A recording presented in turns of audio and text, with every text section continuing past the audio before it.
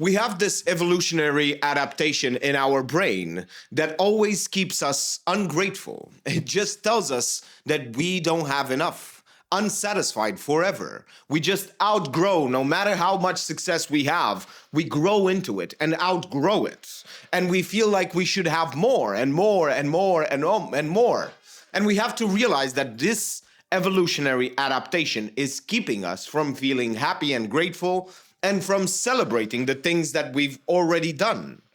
It is keeping us from feeling happiness and joy and excitement about life and feeling meaningful. It is always one step ahead.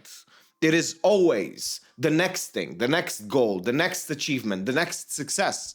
Everybody feels like this. Everybody feels like they could be doing so much more because that's an evolutionary adaptation.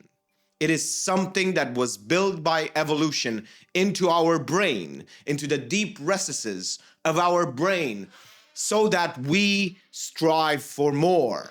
But you have to realize that the modern world doesn't actually work like that because we want to be happy. We want to be grateful. We want to feel joy. We want to feel adventure and meaningfulness. But you have to understand that always striving keeps us from feeling all of these things.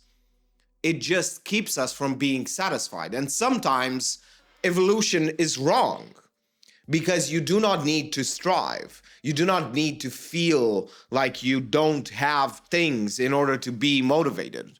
You can be motivated by happiness. You can be motivated by joy, by adventure, by all of these things. But you see, it's much more difficult. And it is kind of a leap of faith to just drop yourself all of the frustration, all of the anger, just to drop it and just start being happy and grateful about things and hope and pray and do all of these things in order to actually see the world as a better place and feel motivated because of these good emotions as opposed to feeling motivated by bad emotions. Keep track of the motivations that you have and keep track what emotions are driving those motivations. And you will see that almost 90% of them are negative. And you have to change that because it is honestly burning you out. You wouldn't talk about burnout. You wouldn't talk about all of these things. You wouldn't have these things in your mind if you actually were motivated by happiness, if you actually were motivated by adventure, by joy, by good emotions, by fulfillment, by satisfaction. You wouldn't think about exhaustion, about being tired, about all of these things, because you would permanently, almost permanently, feel amazing as a baseline. But it is very hard because even when you achieve those things and you are being motivated and inspired by your happiness and your joy and your fulfillment, you get used to it. And now you don't remember how you used to feel. You still do about 6 months to a year later. But as soon as that year just passes away and you realize that you have a hard time even remembering how you used to feel, how exhausted you used to feel. But you see, that's so far outside people's reality that they don't even dream about that. They don't even think it's a possibility. They don't realize that this feeling of exhaustion, of meaninglessness, of just insatisfaction, frustration, and anger, they can all melt away. But you have to have a little bit of faith to just try and really try as hard as you can to make good emotions your fuel as opposed to bad emotions.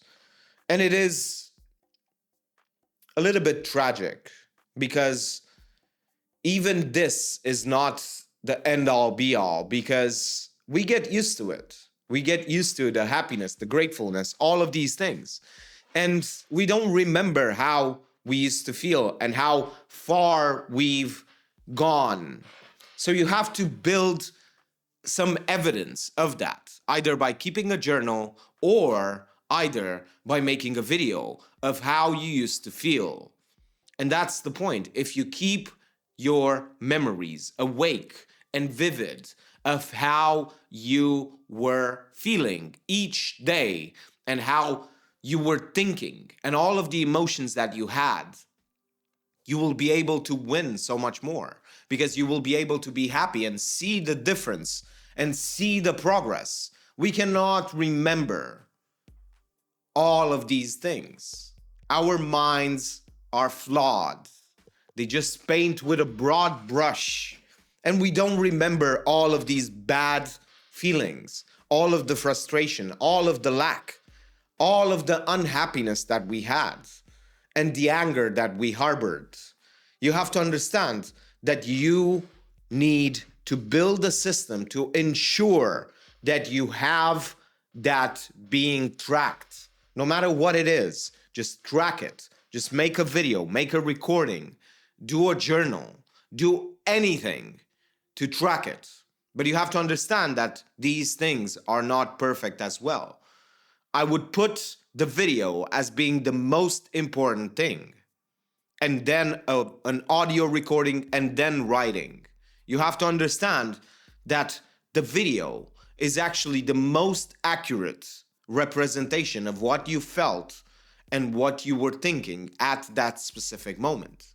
And most people use the journal instead.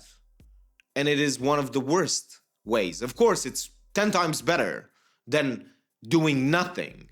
But you have to understand that video is 100 times better than journaling because you get to see the energy that you had, how you were speaking. You get to see what you were thinking in real time. And it's much more enjoyable to consume over time, to see all the small details, all the clothes that you used to wear, or if you change houses, see all of the things that you had around you as objects, all of the beautiful mannerisms and all of the beautiful things that you used to think and say and emote. You have to realize that that is the perfect medium to hold that memory deep inside of your brain and show it over time and realize that that is how you used to feel. And it's absolutely amazing to have that resource, but most people do not build it, even though it's free. You have to understand that it's free to have a video archive of yourself and what you are feeling, a video journal. You don't have to publish it. YouTube absolutely will let you hold as many private videos as you want, no matter what length they are. Unlimited storage, unlimited video storage, 4K, 8K even storage. All you have to do is build an account. All you have to do, and you already have what it takes. You already have your phone. Just point it at yourself and start talking. Start holding a video journal. It will change your life drastically.